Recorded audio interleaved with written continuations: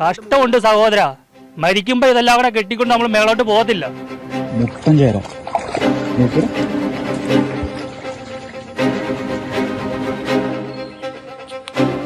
ഈ രണ്ട് കൊച്ചു പിള്ളേരെ ഈ കാട്ടിക്കൂടെ നടത്താൻ നിങ്ങളൊരു അമ്മയല്ലേ ചേച്ചി? അതിലായിരിക്കും നടക്കാൻ പാടില്ല, തോടിൻ്റെ സൈഡിൽ കൂടി ആയിരിക്കും അവകാശമില്ലെന്ന് പറഞ്ഞു. അവരുടെ പ്രോപ്പർട്ടിയാണ്, ഇതിൽ വഴിയില്ല, നിങ്ങൾക്ക് വഴിയില്ലെന്നാണ് കോടതി വിധി എന്നാണ് അവർ പറഞ്ഞത്.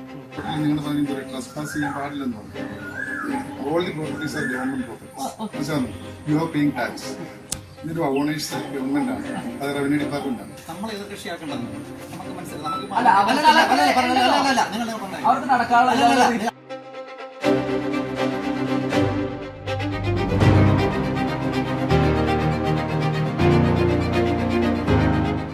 നമസ്കാരം. 50 വർഷക്കാലമായി താമസിച്ചിരുന്ന ഒരു കുടുംബത്തിൻ്റെ വഴി അയൽവാസി കെട്ടിയടച്ച വാർത്ത കഴിഞ്ഞ ദിവസം മറുനാടൻ പുറത്തുവിട്ടിരുന്നു. വലിയ പ്രതികരണമാണ് അതിലുണ്ടായിരിക്കുന്നത്. ഡെപ്യൂട്ടി കളക്ടർ, അതായത് ഡിസാസ്റ്റർ മാനേജ്മെൻറ്റ് ഡെപ്യൂട്ടി കളക്ടർ വഴി ഇല്ലാത്ത ഈ ഒരു സംഭവം അറിഞ്ഞുകൊണ്ട് ഇവിടേക്ക് എത്തിയിരുന്നു. പക്ഷേ അദ്ദേഹത്തെ ആ പ്രോപ്പർട്ടിയിലേക്ക് കടന്ന് പോകാൻ ഈ അയൽവാസി സമ്മതിച്ചില്ല. അതിൻ്റെ വീഡിയോ ദൃശ്യമാണ് ഇപ്പോൾ പ്രേക്ഷകർ കാണുന്നത്.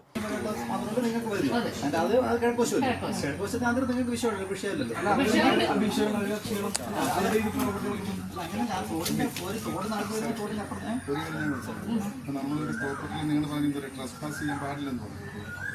All the properties are government properties. മനസ്സിലാകുന്നു? You are paying tax. ഇതിന്റെ ഓണേഴ്സ് ഗവൺമെന്റ് ആണ്, അത് റവന്യൂ ഡിപ്പാർട്ട്മെന്റ് ആണ്. അപ്പൊ നമുക്കൊരു പ്രോപ്പർട്ടി പ്രവേശിക്കുന്നതിന് ആരുടെ അനുമതി?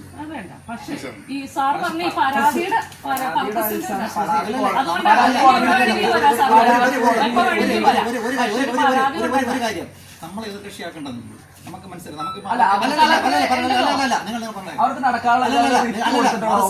മറുവശം നിങ്ങളൊരു പരാതി കിട്ടിയാലും നമ്മൾ ഇതുപോലെ വരും.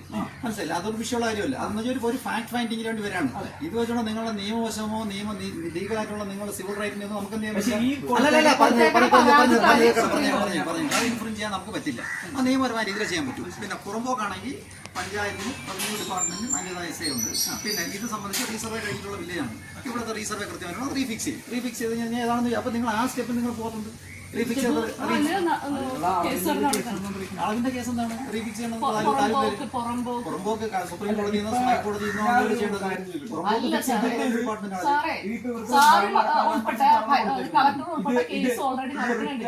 ഹൈക്കോടതിയിൽ കൊടുക്കുമ്പോഴത്തേക്കും ഈ കംപ്ലൈന്റ് ആണോ ജൂറിസ്ഡിക്ഷൻ ഏത് പോകണമെന്നവരാണ് ഫണ്ടമെന്റൽ റൈറ്റ്സ്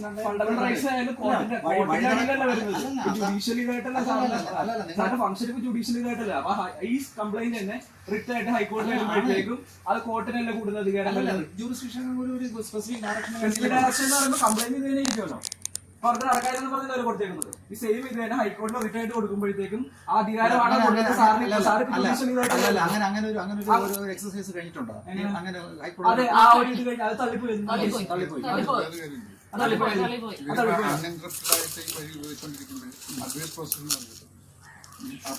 അതൊക്കെ സിവിൽ റൈറ്റ് അല്ലേ? സിവിൽ റൈറ്റ്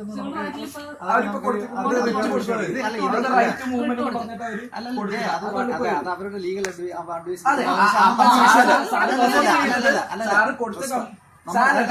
സാറ് കൊടുത്തതായിട്ട് കംപ്ലൈന്റ് അഡ്രസ് ചെയ്യാൻ വേണ്ടി ഒരു കാര്യം തീരുമാനിക്കാനാണ്.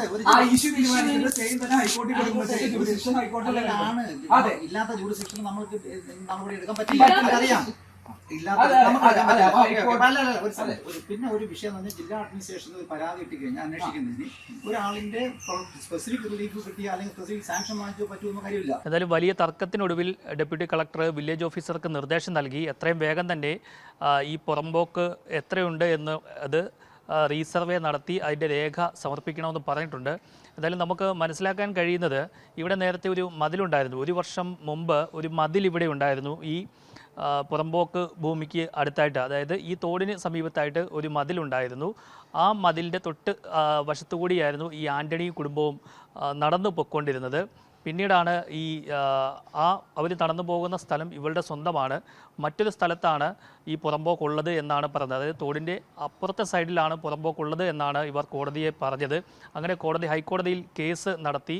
പക്ഷേ പഞ്ചായത്തിൻ്റെ ഭാഗത്തു നിന്നും കൃത്യമായിട്ട് സാക്ഷി പറയാൻ എത്തിയില്ല. അങ്ങനെയാണ് ആൻ്റണിയുടെ കേസ് തോൽക്കുന്നതും ഇവർക്ക് അനുകൂലമായി ഒരു വിധി വരുന്നതും. നമുക്ക് ഈ ദൃശ്യങ്ങളിൽ കാണിക്കുന്നത് ഇതിൻ്റെ സ്കെച്ചും പ്ലാനുമാണ്. അതായത് ഈ പാലത്തിൻ്റെ അടുത്ത് നിന്നും വലത് വശത്തു കൂടിയാണ് ഈ ഒരു പുറമ്പോക്ക് ഭൂമി ഉള്ളത് എന്ന് കൃത്യമായിട്ട് പ്ലാനിൽ കാണിച്ചിട്ടുണ്ട്. അത് പുഴയോരം വരെയാണ് പോകുന്നതെന്നും പറയുന്നുണ്ട്. അതിൻ്റെ രേഖകളാണ് പ്രേക്ഷകർ ഇപ്പോൾ കാണുന്നത്. കൂടാതെ ഈ വഴി ബ്ലോക്ക് പഞ്ചായത്ത് മെറ്റലിംഗ് നടത്തിയിട്ടുള്ളതാണ് എന്നും പഞ്ചായത്തിൻ്റെ ആസ്തി രജിസ്റ്ററിൽ ഉൾപ്പെട്ടിട്ടുള്ളതാണ് എന്നുമുള്ള ഒരു സാക്ഷ്യപത്രം ഈ ചേരാനല്ലൂർ പഞ്ചായത്ത് സെക്രട്ടറി 2015 എറണാകുളം മുനിസിപ്പൽ കോടതിയിൽ ഹാജരാക്കുന്നതിനായിട്ട് ഒരു സാക്ഷ്യപത്രം നൽകിയിരുന്നു. അതിൻ്റെ ഈ രേഖയാണ് പ്രേക്ഷകർ ഇപ്പോൾ ഈ സ്ക്രീനിൽ കാണുന്നത്. അതായത് ഇത്തരത്തിൽ ഈ കേസ് നടക്കുമ്പോൾ തന്നെയാണ് ഇവർ ഈ മതിൽ പൊളിച്ച് കളയുന്നത്. പിന്നീട് ഇവരുടെ സ്വന്തമാണ് ഈ ഒരു വഴിയെന്നും അവർ വാദിക്കുകയായിരുന്നു. പിന്നീട് കൃത്യമായ രേഖകൾ ഹാജരാക്കിയെങ്കിലും പക്ഷേ പഞ്ചായത്തിൻ്റെ ഭാഗത്തു നിന്നും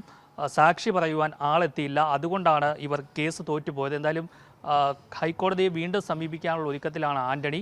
എന്തായാലും കൂടുതൽ നിയമ നടപടികളുമായി മുന്നോട്ട് പോകുമെന്നാണ് ഇപ്പോൾ അറിയിച്ചിരിക്കുന്നത്. എന്തായാലും വലിയ പ്രതിഷേധമാണ് നാടൊട്ടുക്ക് നിന്നും ഈ ഒരു കുടുംബത്തിന് നേരെ ഉയരുന്നത്. ഇവർക്ക് നീതി ലഭ്യമാക്കണമെന്നുള്ള ആവശ്യം ഉയർന്നു വരികയാണ്. കൊച്ചിയിൽ നിന്നും ആർ പിയൂഷ്, മറുനാടൻ മലയാളി.